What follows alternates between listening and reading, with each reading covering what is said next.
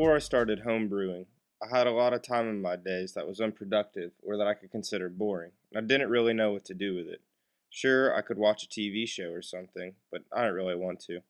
So a lot of times I ended up going to the bar to have a tasty beer on tap. And hey, everybody loves beer. But as time went on, this grew to be an expensive hobby for $3 to $5 a beer, something that I couldn't afford as a college student. Even buying beer at the local market ended up costing me anywhere between $8 and $15 for one six pack. Once I found out that I could be brewing my own high gravity beers for about $1 a piece, I couldn't resist.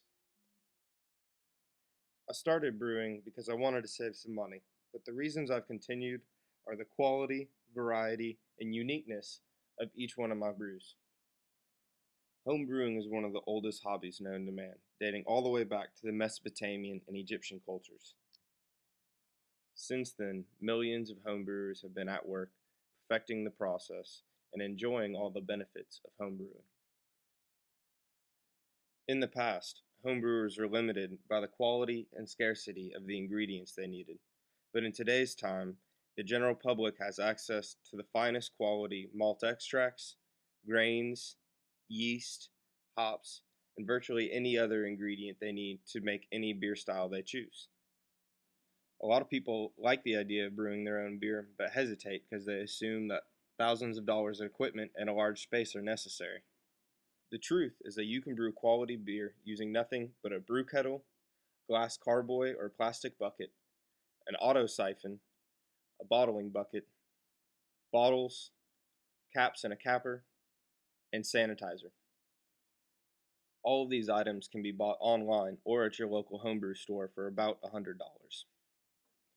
Now that you're familiar with all the necessary equipment, I'll show you just how easy homebrewing can be.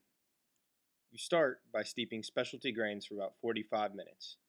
After the steeped grains have been drained, you bring the water up to a boil.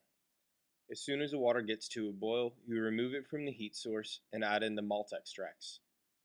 Once the malt extract is dissolved and mixed in with the water, you bring it back up to a boil.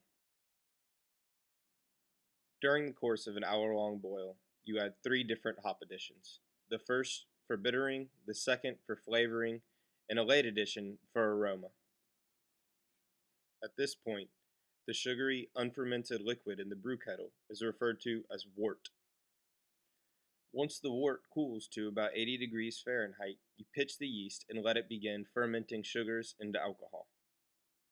This process takes about 2 weeks and is something that you can literally watch happen. After the wort is fermented, it can be referred to as beer.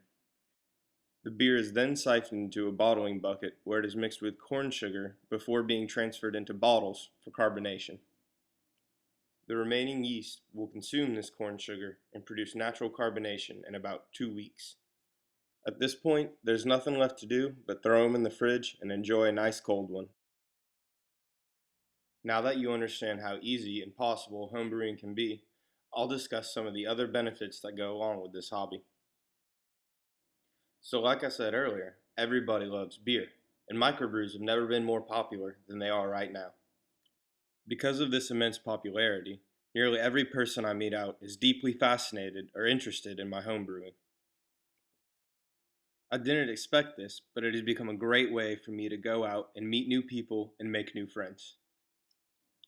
Homebrewing has certainly helped me save some money and find productivity in my days, but what I really love about the hobby is the chance to participate in and learn more about something that I have a passion for. I never expected homebrewing to become as enjoyable and fulfilling as it has for me now. So if you love beer like I do and have a little bit of extra time, then what's stopping you?